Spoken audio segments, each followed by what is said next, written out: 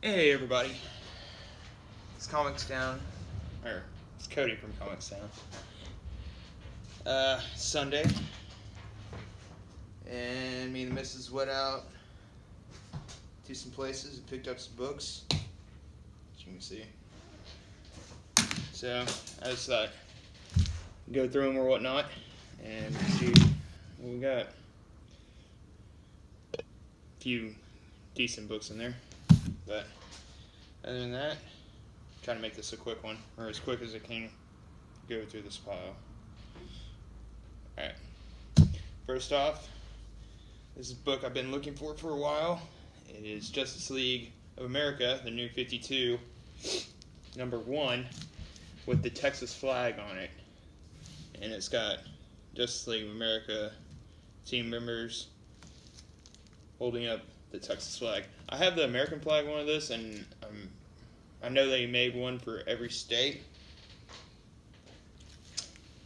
but I got the American flag one and then this one because I'm from Texas and we like shit like that. I also have a flag on the back of my car. Go fucking figure, right? But this is a David Finch cover. This is a Jeff Johns book. The only thing, me personally, if I was doing this picture, I wouldn't have put like vibe in there. Like, why is Jeff Johns? What were you thinking about putting the vibe there? I don't know. Catwoman's cool. I like the Green Arrow, and then you got Green Lantern. I mean, Vibe's not even doing nothing. He's just putting his hand on it. He's not even really holding this fucking pole up. I don't know. Maybe John Jones back over there is like lifting it up with his mind, but you never know. I think the picture could have been done without the vibe. Hell, I think it would have looked a lot cooler. Maybe Batman sitting there, like brooding a little bit or something. Next up, we have Forever Evil, #1. This is another David Finch cover. Yeah, I'm on a David Finch kick right now. So, like, whenever I see a David Finch book, I gotta get it. And what is the oddest thing that could have happened at Half Price Books, right? So, I got this thing for like $2. Maybe $1.50. Something like that. But look right there. Right there at the very fucking bottom. That's David Finch's signature. Huh. And that was just sitting there in the the little bins there. I bet they didn't even fucking notice it. And whoever fucking sold these comics to him probably didn't even tell him. But I was like, holy shit. A signature from one of my favorite artists in the whole world. Next up, we have Forever Evil, #2. And I've always liked this cover because, Johnny Quick looks fucking evil as fuck. But then everybody's all broken on the ground around him. But yeah, I got that one. They had almost the whole series of Forever Evil there. But I had other stuff I needed to get that day, so I didn't get the whole run. We're going to move on to a little bit of some J. Scott Campbell.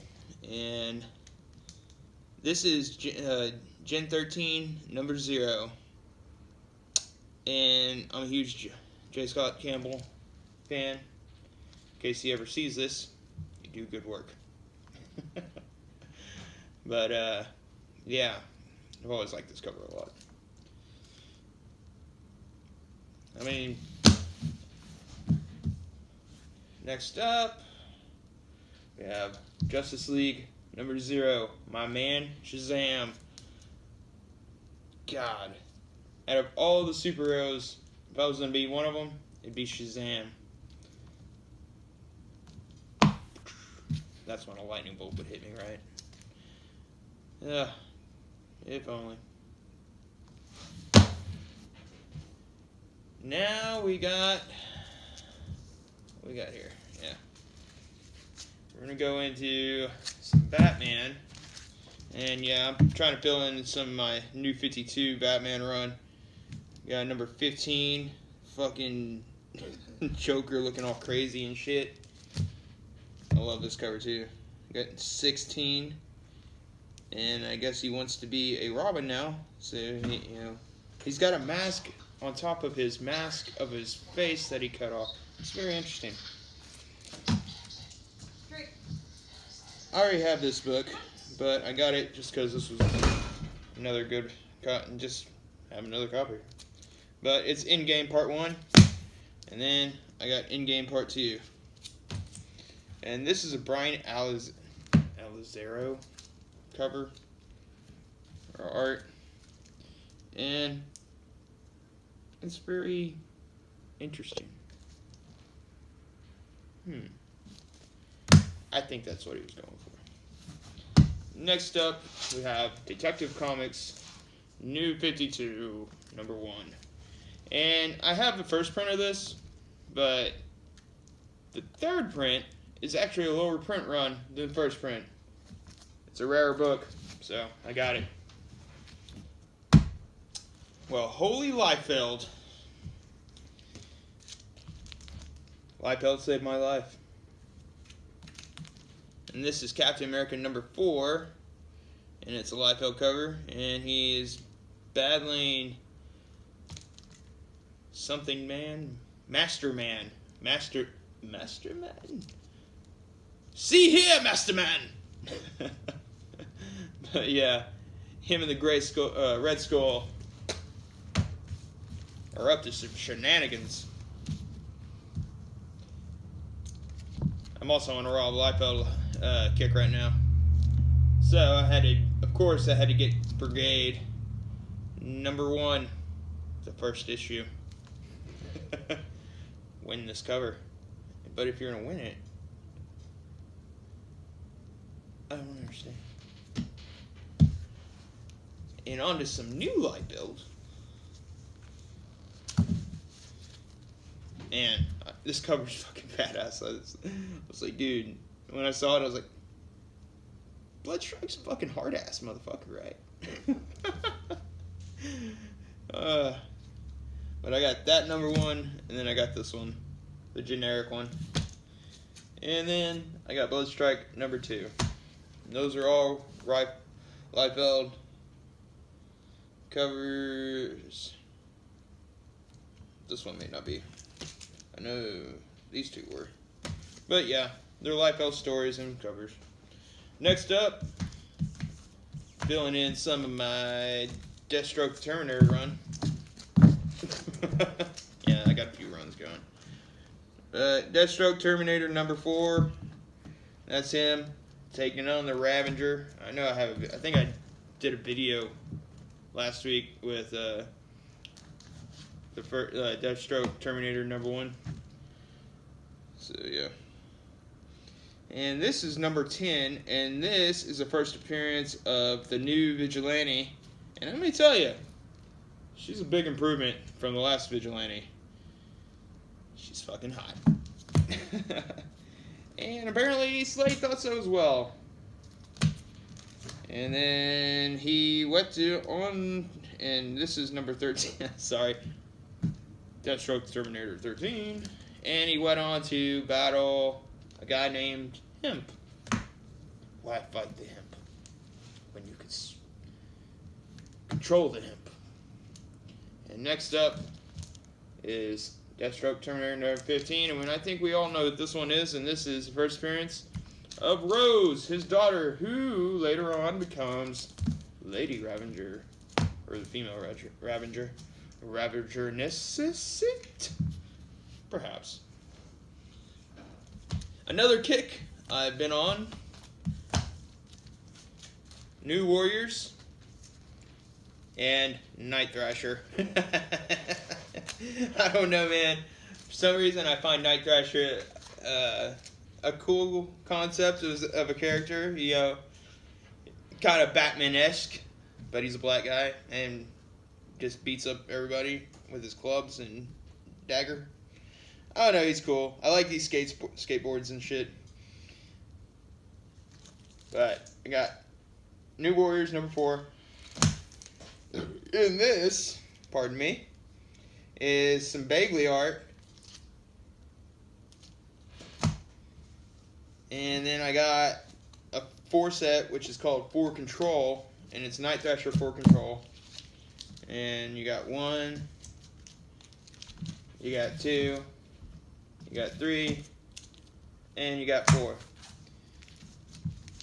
But we're not done yet. There's more. Right? There's always more. We got Night Thrasher, his own series, number 1. And ain't this some fucking 90s glory? Drink it all in, man.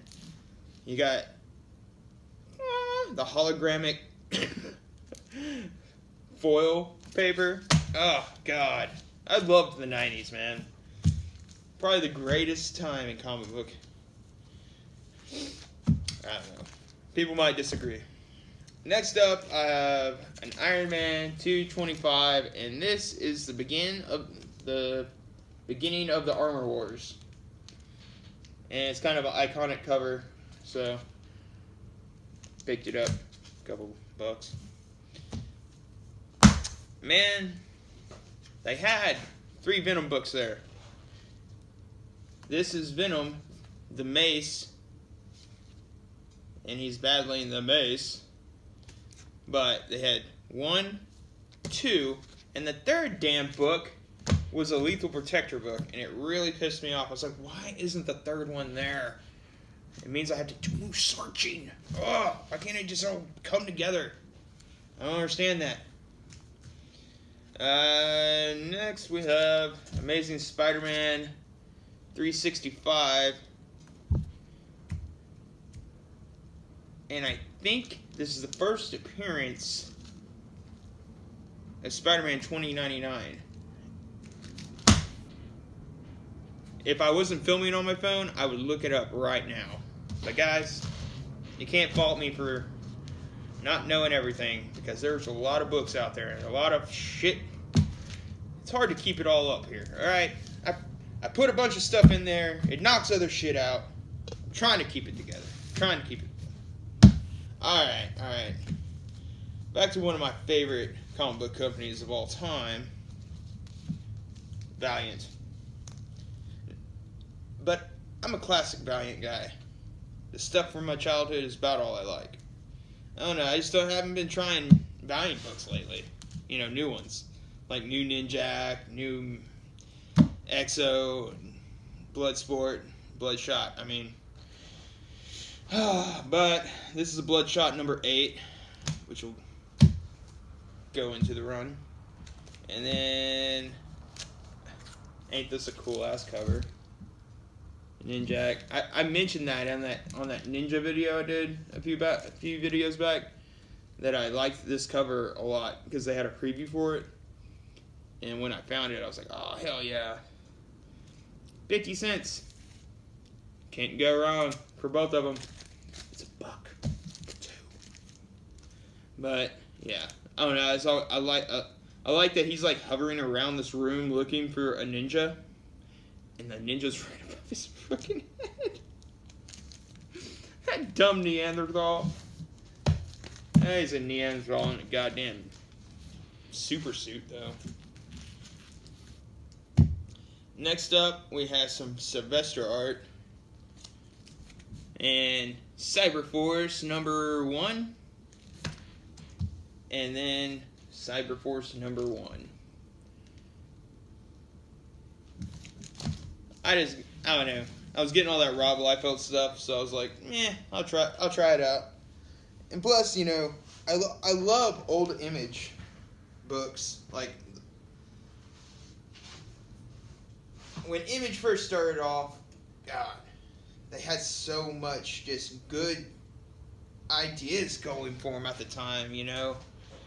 Heavy metal, balls to the wall, fucking hot chicks, big guns, fucking Americana, man. It was fucking Americana, and that is iconic.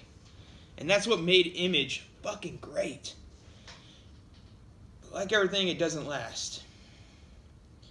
And then they let all them fucking bleeding hearts and SJWs and everything just get into their company.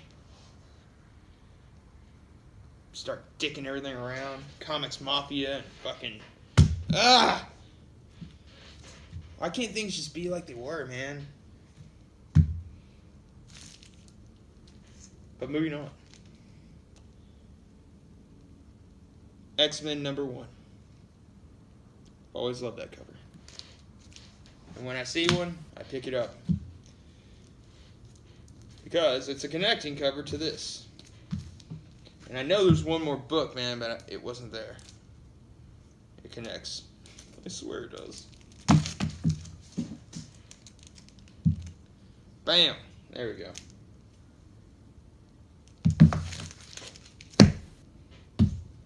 Next up, my girl, my love, Psylocke, Sabretooth, beating the shit out of Wolverine. And this is X-Men #6, classic cover, some Jim Lee gold. Jim Lee gold. You know, if you like that classic cover, check this one out. Bam! Wolverine. Jubilee. God. This is the X-Men team I grew up loving.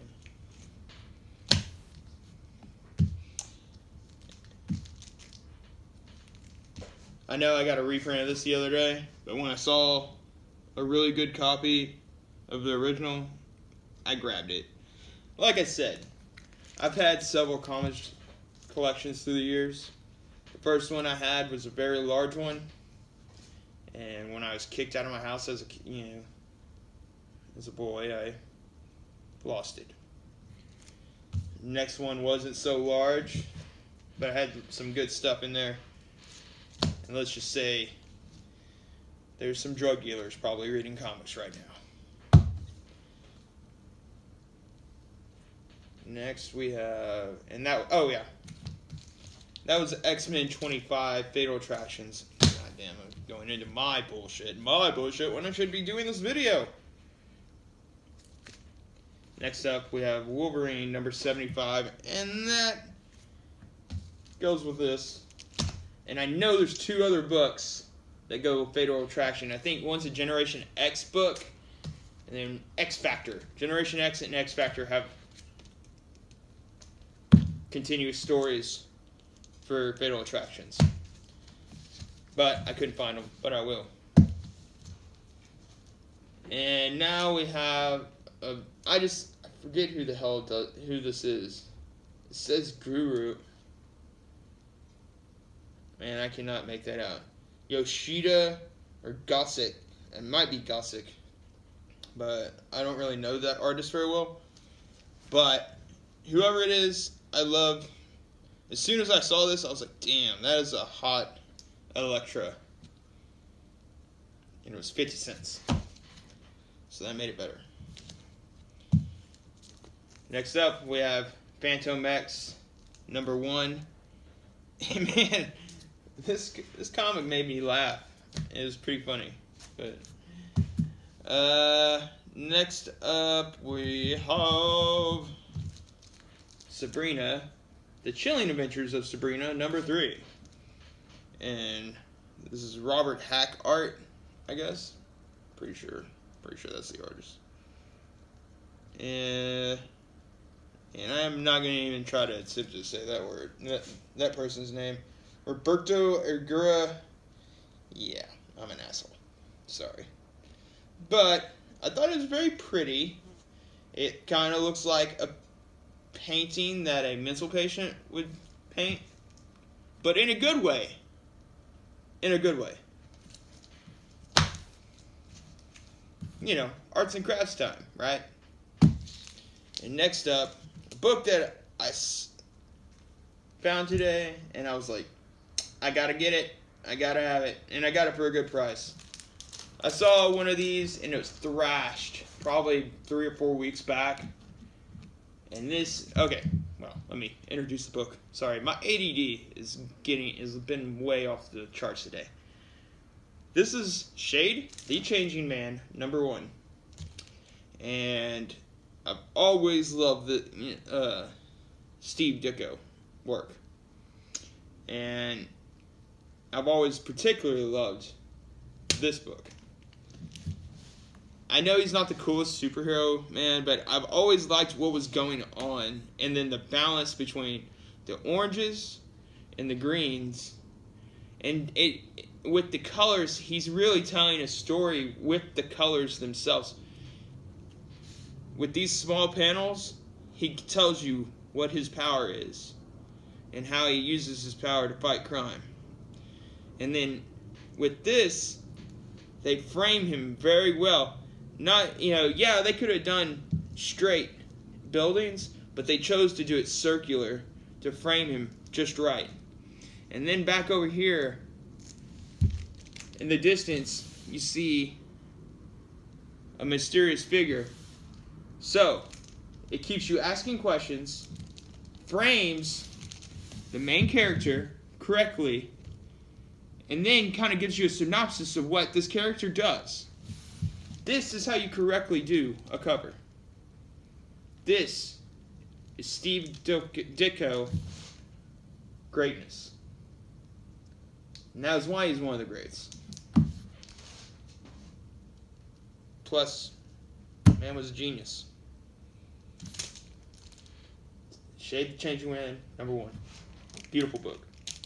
High grade. Extremely high grade. Got it for $8. I know it's not like the most holy grail book in the world, but I've always loved that book. I've always loved the way it looks. And then just, when I saw it for that, I was like, hell yeah. Hell, the antique mall that I got that one out of, I was at another one over in Arlington, like I said, about 3 or 4 weeks ago, and I came across one over there, thrashed to all fucking hell, and they wanted $26 for it. $26 for a thrashed ass book, and I almost paid it. I was like, oh man, I've been wanting this book for a long time, but my wife is like giving me the death stare. Evil eyes. I know. I need to stop drinking these Citra drops. Because jacked up right now like a fucking monkey on Mountain Dew. Or maybe I need to drink more of them. I don't know. But that's the haul for today. LOL, move the needle. Comics Gate. Save comics, hashtag and all that bullshit. Not that Comicsgate's bullshit, but, hashtags and all that, to me, are bullshit. Social media is bullshit, too. But, if you want to be famous, you got to deal with it, right? And I don't want to be famous or anything. I just want to show my love for the art and for comics. And, I don't know. I don't even know why I'm doing this shit anymore. But I'm trying to have fun doing it. And with my head, my heart, we'll get through it. Just like E.T. there. Indeed. Oh, good. Okay. Well, once again, we're in my workshop until my office gets finished. This will be my desk. Subscribe, hit the bell, like, comment if you want. It's really not that big a deal if you don't. But if you have any suggestions for me, give them. I don't really acknowledge dickheads or anything, but we'll go from there. God bless you, and have a good evening. This is ComicsDown, and I'm Cody. Have a good one.